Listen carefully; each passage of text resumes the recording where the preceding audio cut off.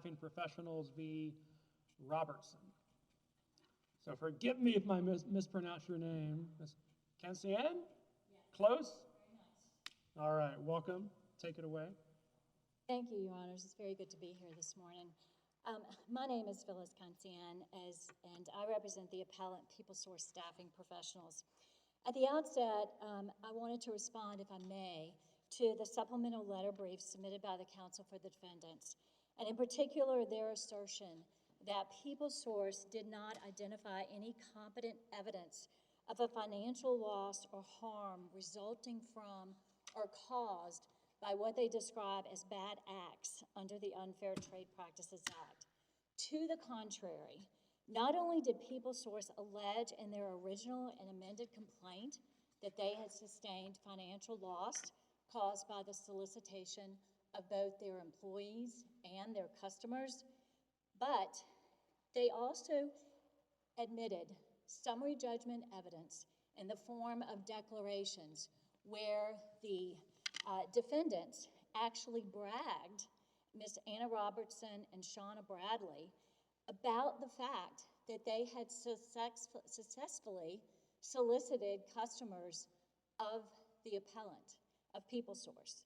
And so suffice it to say that not only did Peoplesource plead ascertainable damages in its complaint, in addition to certain unascertainable damages, such as damage to its business reputation, but it introduced competent evidence in the form of admissions by a party opponent that they actually caused the loss of a customer, Petron Corporation. And so this is not a case where a business is trying to prevent low-level employees from earning a living and competing with a company after those employees have left their employment. Instead, this is a case where the highest management employee in Peoplesource's Louisiana operations, which were in Monroe and Ruston, Louisiana, the regional vice president, that was Ms. Anna Robertson. She engaged in a campaign with the account manager. Account managers have relationships with customers. The two of them engaged in this campaign to solicit the entirety of the company's Louisiana workforce and their customers while they were still employed by my client and earning very handsome salaries. The district court, in its ruling, granting defendants' motions for summary judgment, shockingly concluded, quote, there were no legal impediments to the defendants' actions. Respectfully, the district court's ruling is contrary to Louisiana law. I'm going to focus on three errors today in my argument. First, the district court erred in not drawing all inferences in favor of Peoplesource as the non-movement, and they disregarded Peoplesource's undisputed evidence that two of the defendants admitted to soliciting Peoplesource's customers while they were still employed by Peoplesource, which has been held to be an unfair trade practice and a breach of fiduciary duty under Louisiana law. The district court also improperly excluded two key pieces of evidence offered by Peoplesource in opposition to defendants' motion for summary judgment. They are critical to Peoplesource's claim that the other defendants, Willsource, Kathy Williamson in particular, engaged in a conspiracy with Anna Richardson, which is Kathy Williamson's daughter and Wayne Williamson's stepdaughter, and Shauna Bradley to violate the Unfair Trade Practices Act. The district court improperly dismissed Peoplesource's claims against Ms. Robertson and Ms. Bradley because it incorrectly held, as a matter of law, that a fiduciary duty does not exist under Louisiana law unless an employee is an agent or a mandatory of his employer, which is contrary to the case law. So the district court premised its holding primarily on the case of Innovative Manpower Solutions versus Ironman Staffing. And other than the fact that both cases involve staffing companies, that case is not applicable here. for the reasons that that case was decided on a request for preliminary injunctive relief, which is a completely different situation and standard than a motion for summary judgment. As your honors know, a preliminary injunction is an extraordinary remedy. It's drastic relief, and its granting such relief is treated as the exception rather than the rule. Peoplesource lost its request for injunctive relief, as you may know, because, in fact, the CEO testified at the injunction hearing that he had been damaged to the tune of $300,000 even in the first couple of months. The lawsuit was filed in April. The injunctive hearing was held in June or July, and the company had lost $300,000. And at that point, it was a little bit of a gotcha moment. The defendant stood up and said, aha, you know, you've been damaged. You can't get injunctive relief, and the court granted that. So that's a very drastic relief. The plaintiff seeking injunctive relief bears a heavy burden, unlike the non-movement in opposition to a motion for summary judgment, where all facts and allegations are to be viewed in the light most favorable to the non-movement. That didn't happen here. Second, innovative is distinguishable on the facts. Innovative did not involve solicitation of customers while the employee was still employed by the company. That is the cornerstone of why the court's judgment was erroneous. Indeed, the court in Innovative specifically found that, quote, the testimony establishes that Marcel, who was the accused former employee in that case, did not solicit Innovative's customers until after he'd resigned from the company. If someone solicits customers during the term of their employment, and the cases make this very clear, whether they are outside salespeople, whether they are physical therapists in one of the cases, that is an unfair trade practice. It is unethical and it is immoral. A company is paying employees to be loyal and faithful. How can a company who resides, where the CEO or the president resides in another state and appoints a regional vice president or a president of local operations to manage their business in Louisiana? They're not on site. They don't have eyes everywhere. They can only be one place at a time. The employees who are officers of this local institution owe a duty of loyalty and fidelity to their employer, not to be acting contrary to the employer's interests while the employer is paying them, and has put them in such a role as to have access to all of their confidential trade secret information and their client relationships. So resolving all doubt in favor of Peoplesource, Peoplesource has demonstrated at the very least that material issues remain as to their claims under the Louisiana Unfair Trade Practices Act that should warrant a reversal of the district court's ruling. The district court erred in striking two pieces of critical evidence. First, I will address the court's improper exclusion of the service agreement. It's dated March the 13th, 2019, and it was executed by Willsource, Kathy Williamson, the owner of Willsource, and Petrin Corporation, who is a former Peoplesource customer. The time was a Peoplesource customer, and unbeknownst, had been solicited. And then I will address the court's exclusion of Emmett Reeves' declaration and a check drawn on Willsource's account that was attached to Mr. Reeves' declaration. And very importantly, both of those pieces of evidence, the service agreement and the Willsource check, were the subject of discovery requests that Peoplesource directed to the defendants, except for Shauna Bradley, because she was not working at the time for Willsource. They failed to produce it. This was a Willsource check, an agreement, a customer agreement that Willsource had entered into. They failed to produce it, and yet claimed prejudice because we got it from another source We subpoenaed it, and yet the court excluded it. So Patron was, I'll first talk about the Patron agreement. The agreement was executed by Kathy Williamson and entered into 2 days before the mass resignation of all of the Peoplesource employees. We did not offer it up we produced it and attached it to a declaration signed by a Peoplesource employee. We did not aver in that declaration, she did not aver that she had personal knowledge of that. She, in fact, said that Peoplesource had gotten the document from Patron Corporation through a subpoena, and she attached the subpoena to her declaration. Peoplesource relied not on Ms. Kiefover to authenticate it. Instead, it relied on 901B4 of the Federal Rules of Evidence.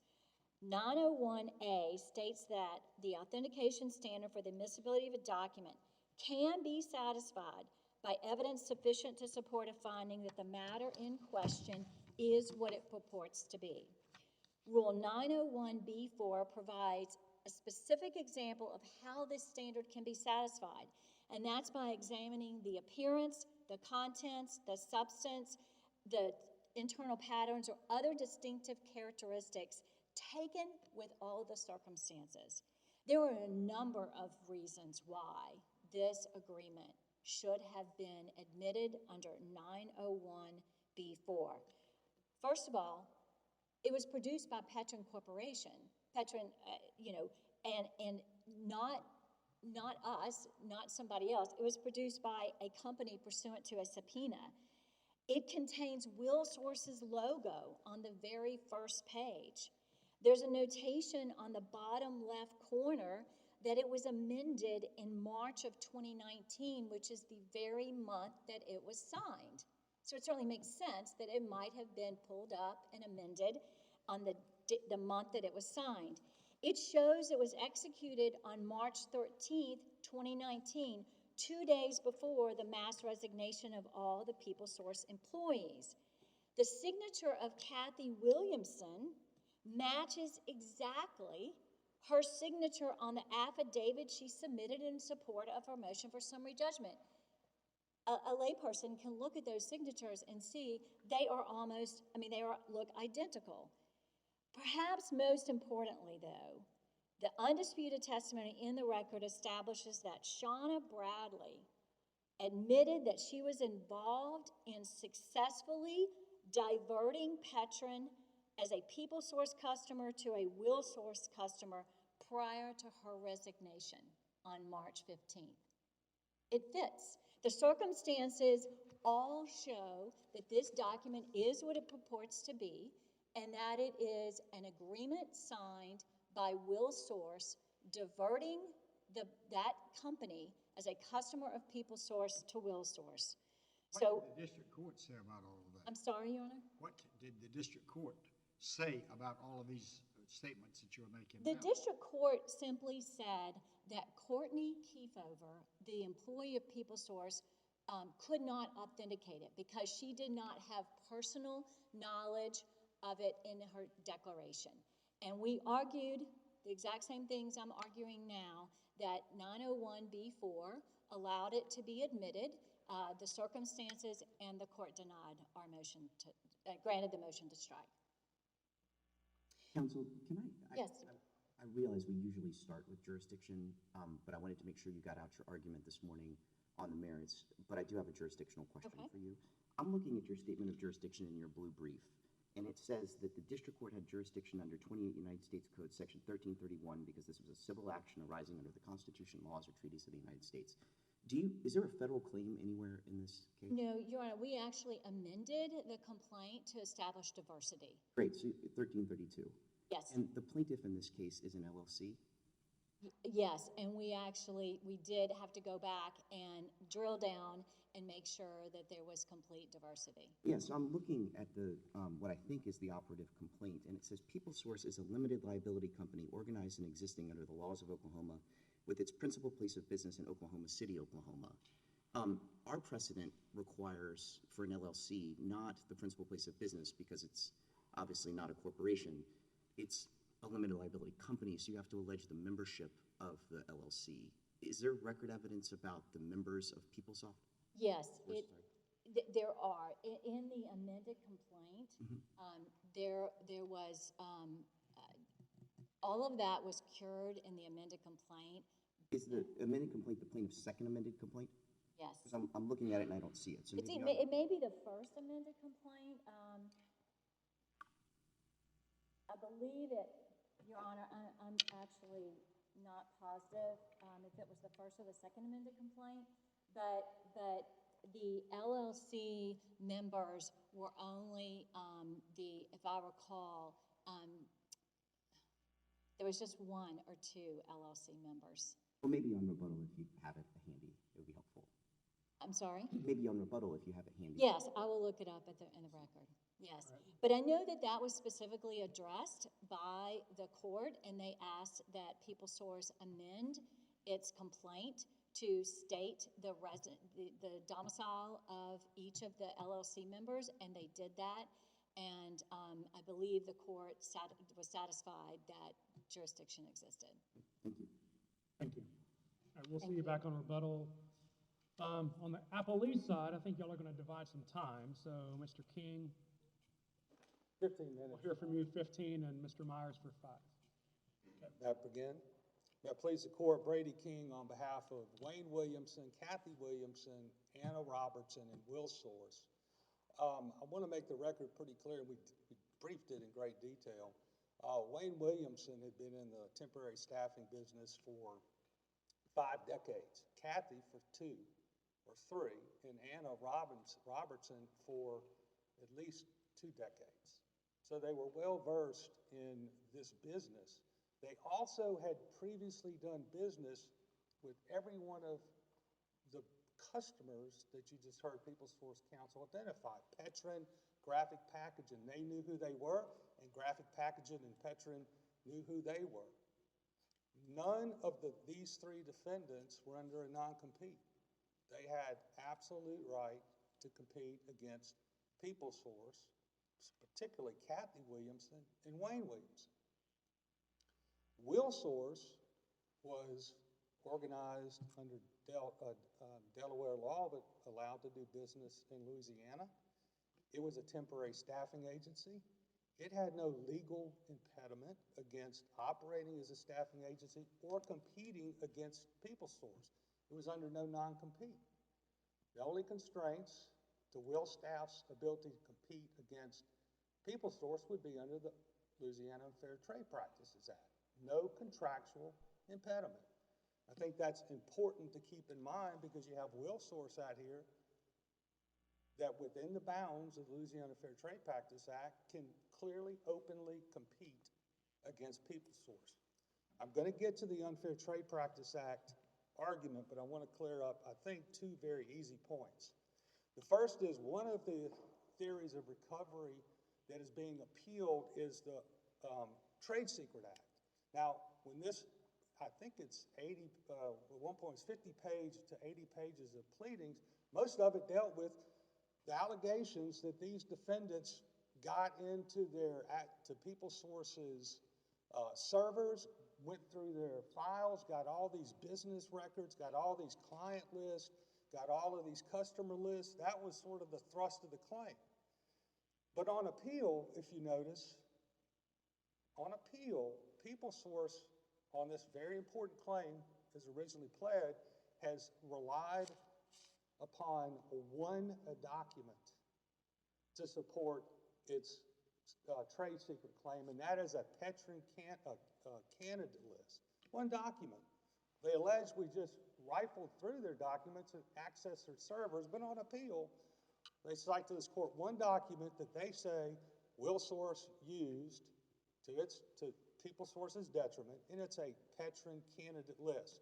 What do they say about that? They say, well, Anna, in February of 2019, emailed, while she was still employed to Peoplesource, emailed the candidate list to other Peoplesource employees.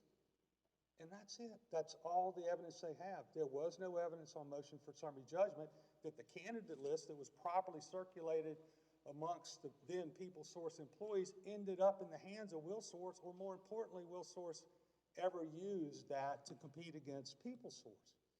The district court correctly concluded or spotted that glaring deficiency and said, okay, I got a candidate list, but you don't have evidence that it was disseminated or retrieved or used by Willsource to compete against you. There is no material issue created by this candidate list. I am going to dismiss the Trade Secret Act. And I respectfully submit, when you look at the evidence before you in the briefs, you'll conclude even on a de novo review, that dismissal of that claim needs to be affirmed. The other theory of recovery or cause of action that has been appealed is the breach of fiduciary claim that's only against Anna Robertson. And to remind the court, she was an at-will employee, never signed an employment contract, never signed a handbook, never signed a non-compete, never signed an NDA. She was clearly not a corporate officer. Mr. Bazalis, the principal, said she could be terminated at will. She clearly was not an agent or a mandatory. She simply managed the sales personnel. The district court relied heavily upon innovative manpower, but when you read innovative manpower, Western District decision, which we have cited, it relies heavily upon a Louisiana Supreme Court, Schaefer versus Adams and Reese, to determine when a fiduciary duty exists. Louisiana law is clear. Fiduciary duties exist only if you're a fiduciary. Generally, employees do not have, are not fiduciaries because they are not mandatories or agents. So it's only when an employee is a mandatory or an agent that the fiduciary duty is imposed upon that person. So as a matter of law, given the facts that are before this court, Anna Robertson cannot be considered a fiduciary, therefore she cannot owe a fiduciary duty to Peoplesource. That claim needs to be dismissed. I'm not suggesting to this court she had no duty at all. She just didn't have a fiduciary duty. And innovative manpower described the difference between a mandatory duty and a duty as an employee.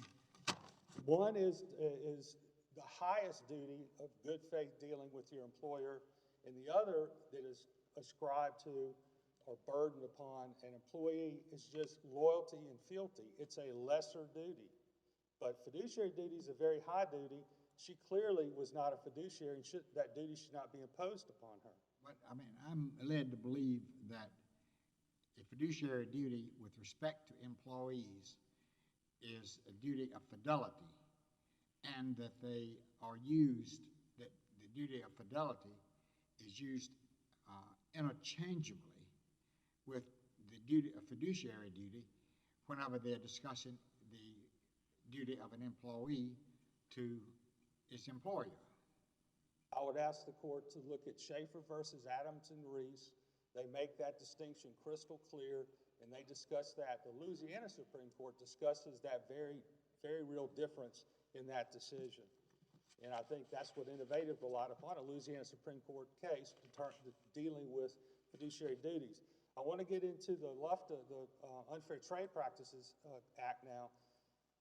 Just keep in mind, on the motion for summary judgment, yes, we had the burden of proof, but they had the burden of proof at time of trial. So all we had to do was establish the absence of facts or evidence which would allow them to succeed at time of trial. That's it. And then it shifted over to Peoplesource to say, oh no, we got a material issue.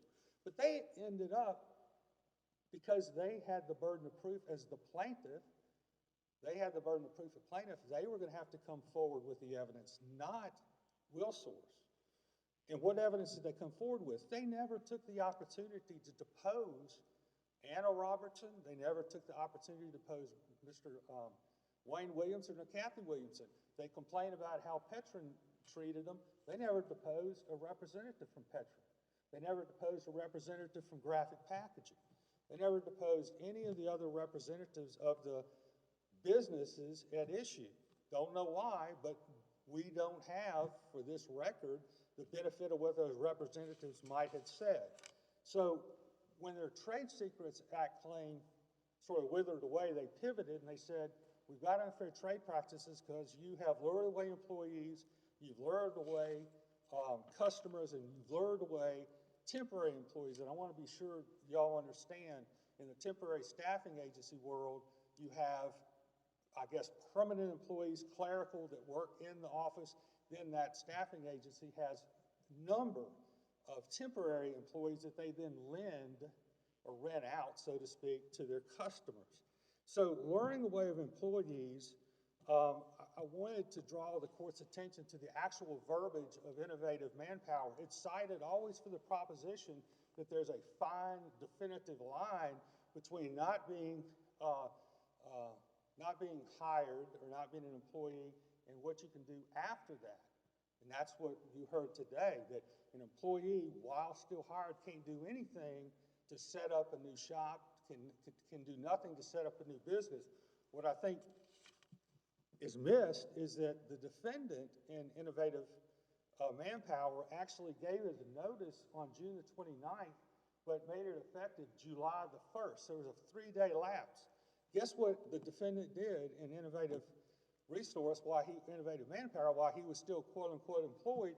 He contacted employees. And it's listed a litany of all the employees. 2 days before his resignation became effective, he contacted 30 or 40 employees to get them to come to his new business. So there's not a bright line about when you can start having preparatory actions when you plan to go out on your own. Judge Hike looked at all that and he said, I don't find the actions of the defendant in this 3-day time period between the time he tendered his resignation and the time it became effective, that he violated the Louisiana Fair Trade Practice by starting to contact his co-employees to see if they wanted to come with him. That's very important when you look at the case. The second item, or part of their Unfair Trade Practices Act, deals with luring away temporary employees. Now, they don't tell you that Peoplesource's principal absolutely agreed that they're not exclusive to Peoplesource, they're not their property. These temporary employees work for other agencies, and it's not unusual for them to work for multiple agencies.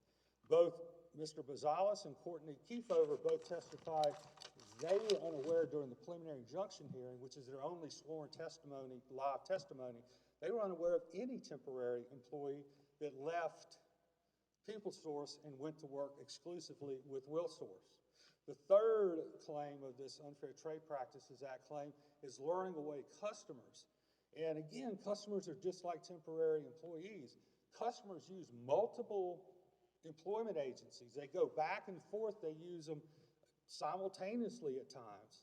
All of the employment agencies knew of the existence of the identity of the customers in this little part of the world, Northeast Louisiana. And like I said, Kathy Williamson, Wayne Williamson, Anna Robinson had all worked with these same employers for the last 40 years, well known to them. Anna Robertson did meet with some of those employers, just as the defendant in Innovative Manpower did, to let them know, hey, I am leaving. I am leaving. Now, I don't want to mislead the court. It will look at some affidavits submitted by Mr. Scott Albritton and Kathy Kiefover, and they're going to say in these statements, well, Anna would tell me before she left that Willsource was undertaking to get some of these businesses signed up. I read that affidavit to be just a report to her co-employees what Willsource is doing, not that she participated in it. So I would ask the court to bear in mind and look at that affidavit to see if it actually identifies a issue of fact. And again, Innovative Manpower, clearly the defendant in that case, clearly contacted as a preparatory act his employer's customers before he left. Real quick, they have a conspiracy claim out there. If the court agrees with me and there's not ample evidence to overturn the motion for summary judgment on all these other claims of breach of fiduciary duty, et cetera, then the conspiracy claim obviously falls. I would disagree about the argument made about damages. Yes, Mr. Gonzalez testified, I've calculated these damages, but all he did was say, here's my gross receipts for the whatever 6 weeks after the resignation of Anna and the organization and operation of Willsource. That doesn't prove a causal connection. He could have had a loss of revenue because another temporary agency came in. He could have had a loss of profit because Willsource was fairly competing against him. He's got to show that he had a loss of income because of some act that violates either the Trade Secrets Act or the Unfair Trade Practices Act that caused a customer or a client to leave. And as I said, there were no such depositions to say, Willsource solicited me or Anna solicited me and I left. It's just not there. It's not there. What about the statement that he alleged, I believe it was Williams, allegedly made that they had destroyed Peoplesource so they could buy it at a good price? And it's there, I can't deny it, but also in Peoplesource's affidavits, they also say Wayne bragged that he put $1.2 million in Willsource, contradictory statements. You don't put $1.2 million to get Willsource up and going and then brag you're going to go buy a competitor for nothing. Can I just get 2 more minutes? About 30 seconds. All right, on Emmett Reeves, all I'd ask the court to do, because I think I've been a little sort of thrown under the bus on this, they say we should have, Peoplesource should have identified the Emmett Reeves, I guess, paycheck and identified him as a person that we were doing business with. All I would ask the court to do is look at the request for production that is cited in their brief. I didn't understand it. I didn't know exactly what they meant. We raised objections and said, this stuff is not within our personal knowledge and we object to it. And so it wasn't a sleight of hand, it was we objected to the request and did not feel like it called for the production of any information regarding. All right, Mr. King. Thank you, Your Honor. Appreciate it. Mr. Myers, you're up for 5. Hold on 1 second. Excuse me. That's all right. May it please the court, Your Honor, it's Justin Myers here on behalf of appellee Shauna Bradley. I know I'm moving out of time, but I'd just like to begin with just to clarify that Mrs. Bradley is not the highest level employee. She was a run-of-the-mill accounts manager. In fact, she was so unimportant to Peoplesource that they couldn't even name her properly through 3 amended pleadings. So I just wanted to clarify that we're not dealing with upper-level executive type employee. She certainly was not an agent or mandatory on behalf of her employer. Again, she's just a mother trying to make her earn her living in the employment staffing industry, which she does have some experience in. So on that point, I would again argue against any kind of claim that there's a fiduciary obligation or fiduciary duty imposed upon her, and to rehash that argument just a little bit. Without that duty, she would have been under what the district court correctly recognized as sort of a lesser duty of allegiance, which does not arise to that level of fiduciary obligation. In fact, throughout the cases that we cite in brief, one of the common threads I'm seeing is basically one of the big limitations is you cannot act in antagonism, which is a much lower threshold I'd represent than fidelity, which dovetails into the unfair trade practices claim, which again is a pretty narrow band of law. I mean, designed to get only really the most egregious type conduct. And under that umbrella of unfair trade practices, we've cited in the brief, I believe, 3 to 4 cases that would allow, at least it cites the law that would allow for an employee, even before his resignation, to set up a competing business, to even solicit business, specifically note soliciting business, and begin hiring employees.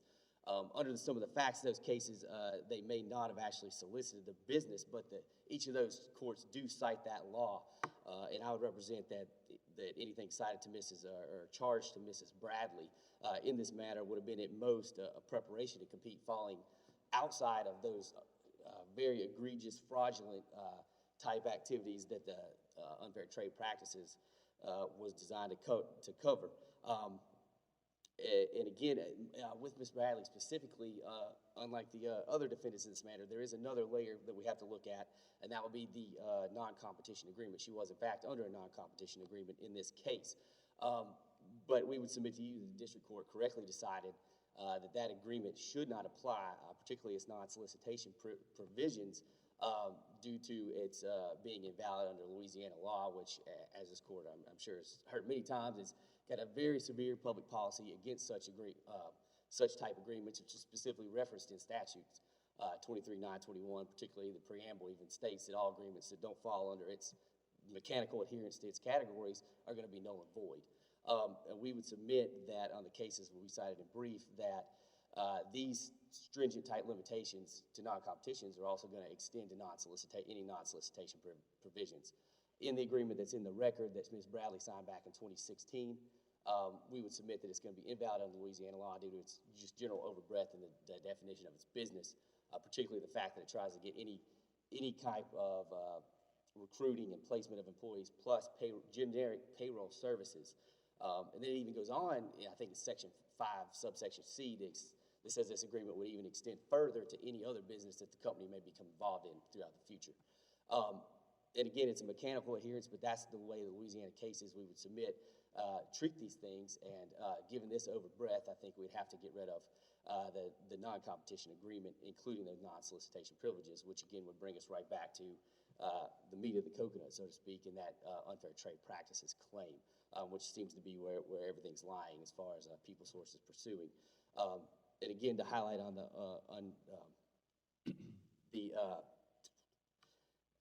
trade secrets claim, again, there's no evidence that any trade secret was actually misappropriated in this case.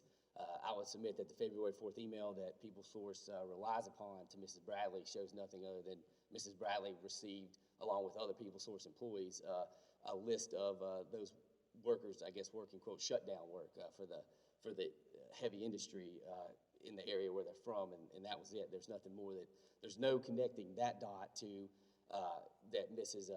Bradley used that for any nefarious purposes.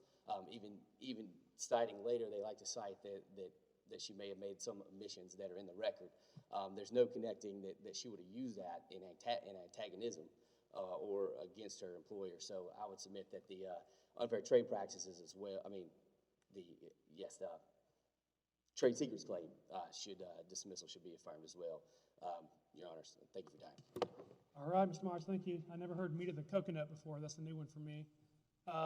Ms. Cancienne, you got 5 minutes on rebuttal. Were you able to find Judge Oldham's answer? Yes, I did, Judge. So there was an amended complaint filed in May of 2019 in which it was specifically pled that the only members of Peoplesource LLC were David Bazales and John Bazales, both of whom are domiciled in Oklahoma City, Oklahoma. Does that answer your question? Okay, thank you. Now, so I would like to address first my esteemed counsel's allegations about Shauna Bradley.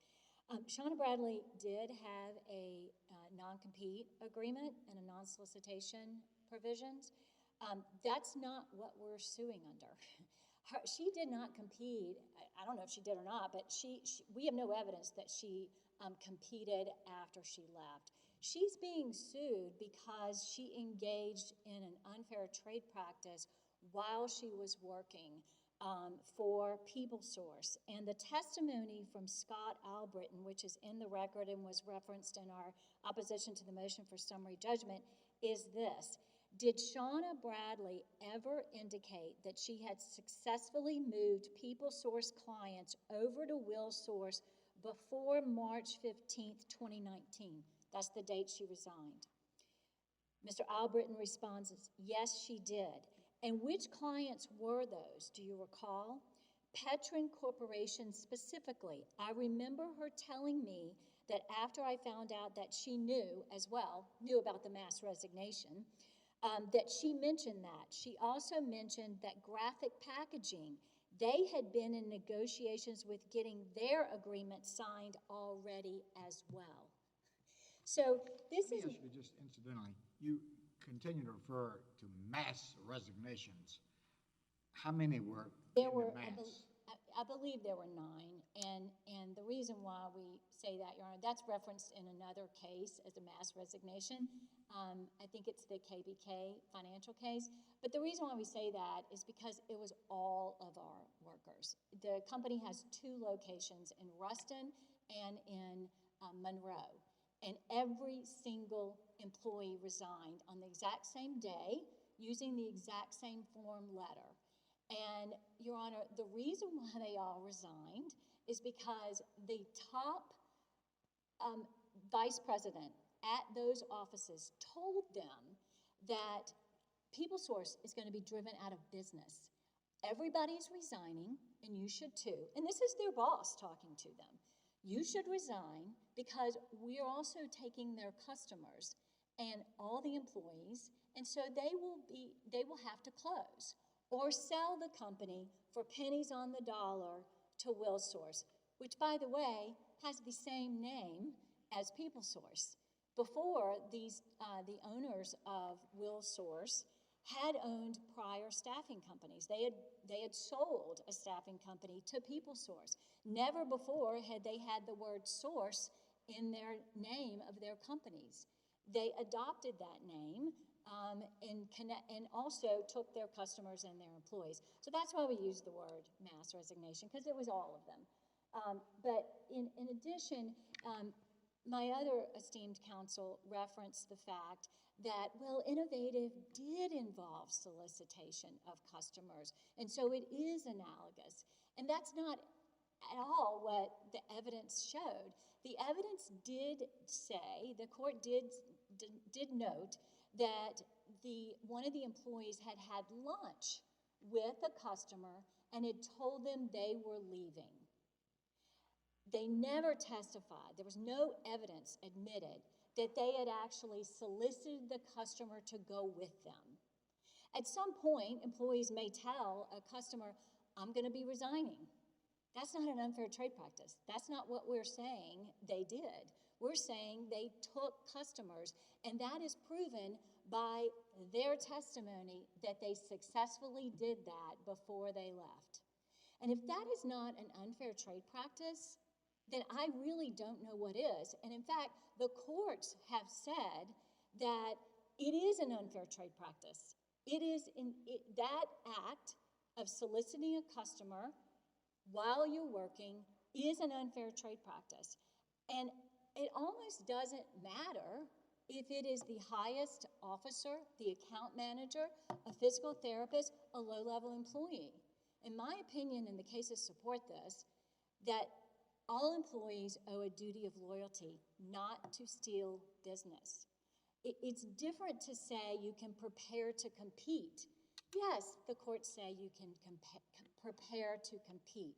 You can register your business on the Secretary of State's website. You can hire a couple of employees. Where is the line drawn? The line is drawn when you start diverting the assets of your boss to your own, for your own financial benefit. That's Sorry, where Ms. the line is Cancienne. I drawn. think we have your argument on both sides. We appreciate it this morning. Thank you very much, Your Honor. The case is submitted, and we'll be in recess until tomorrow morning.